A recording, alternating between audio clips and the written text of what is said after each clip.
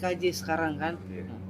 Tapi kamu mendengar kabar dari siapa dan seperti apa sih pertama kali kamu mendengar kabar itu? Aku mendengar kabarnya dari Tante Mary.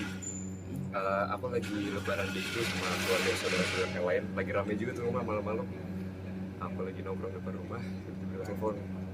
Aku dapet telepon 3 kali. Aku jawab.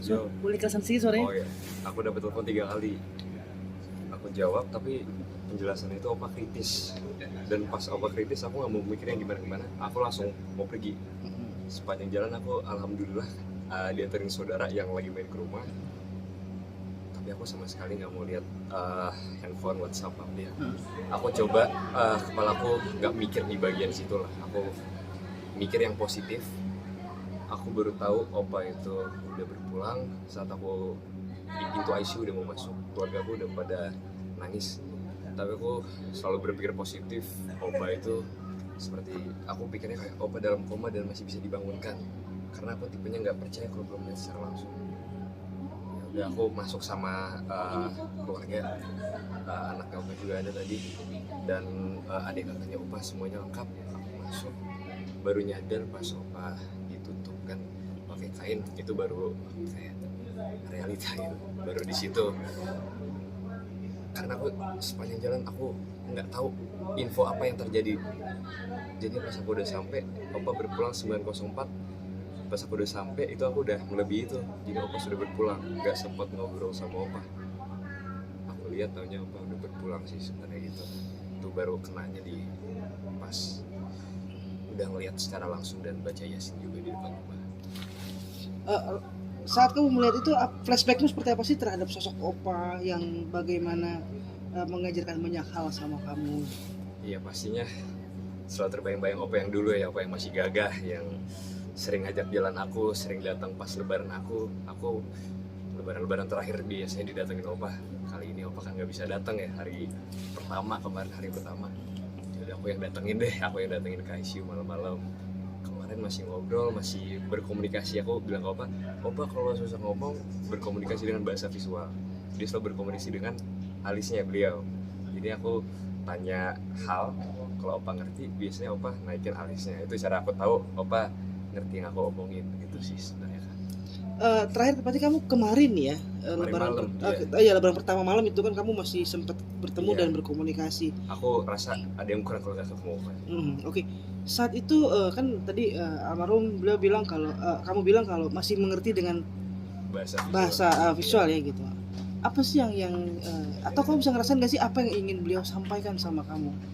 Sebenarnya aku melihat opa itu selalu ingin membawakan vibe yang positif, karena vibe positif ke orang sakit itu sangat membantu, bukan menyemangati secara fisik tapi menyemangati secara mentalnya opa.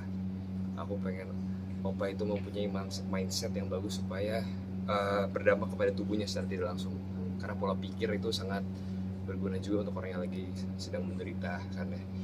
Jadi ya kalau aku bilang ke opa selalu, opa berpikir yang positif supaya badan opa sehat, jangan berpikir yang negatif. Dan saat aku dengar opa harus banyak diajak ngobrol, aku mulai cerewet sama opa tentang cerita-cerita tentang memori-memori kita, tentang semuanya yang bisa diomongin, tentang yang aku lagi lakukan, supaya opa tetap merasa koneksi dengan dunia ini walaupun di ICU dalam. Itu sih Kak. Termasuk kamu memang kan harus diajak ngomong terus ya, biar tetap ada rangsangan juga untuk tetap. Benar sekali.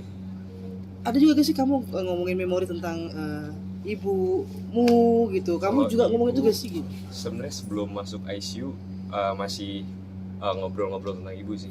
Tapi pas masuk ICU aku pengen opa lebih memfokuskan diri supaya bisa jalan-jalan keluar lagi. Seperti masa lalu kan aku sering jalan-jalan sama opa Rey sih. Itu sih kan. Berarti momen yang paling sulit selama kamu hilangkan, mungkin momen yang benar-benar melekat di opa, apa sih mungkin untuk kamu sendiri yang susah dilupakan? Sebenarnya tadi pas membaca Yasin ke opa pas di ICU, aku langsung kepikiran pertama kali opa nyamperin aku pas aku masih kecil di Cinere sih. Opa datang malam-malam tiba-tiba. Itu aku masih kecil dan aku kurang tahu tentang opa Rey saya, tapi pernah denger, tapi belum pernah ketemu secara langsung. Dan flashback saat aku nggak tahu apa sih first impression aku ke opa, datang malam-malam, walaupun memori agak unik tapi masih keinget kehadiran opa saat membuka pintu pertama kali masuk ke ruang tamu aku, ngobrol-ngobrol sama aku. Itu sih. Usia berapa saat itu kamu? Wah, sudah lama sih itu. Masih kecil.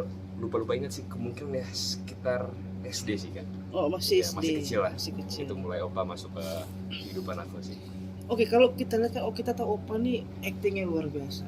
Untuk aktor yang kawakan, pemain teater yang luar biasa. Iya. Dan kalau kita lihat justru garisnya ada di kamu nih, nurun gitu kan. Oh, itu iya. itu memang maumu atau memang karena sering ngobrol sama Opa untuk film begini-begini, apa seperti apa sih gitu? Apakah mauku atau Iya, atau Keterpaksaan dari sebenarnya itu nggak ada paksaan sama sekali.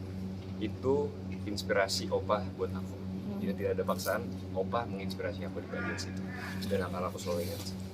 dan itu mungkin karena ketertarikanmu kan memang kamu tuh suka bertanya atau Opa menceritakan seperti ini loh, atau kamu pernah diajak keluar syuting segala macam. Oh, diajak ke lokasi syuting pernah. Tapi bagaimana ya, pembawaan opa bertemu orang-orang lain, opa juga suka sharing-sharing, itu yang membuat apa ya, momen itu sangat apa ya, sangat berdampak bagi kehidupan pas masih kecilnya aku dan pola pikir sampai besar sebenarnya. Itu dulu ya kak ya. Oke. Terima kasih untuk pertanyaan-pertanyaannya. Thank you. Aku Makasih. pamit dulu ya. Berduka cita ya. Turut berduka. Terima kasih. Terima Terima kasih ya kasih. Ranisa ya.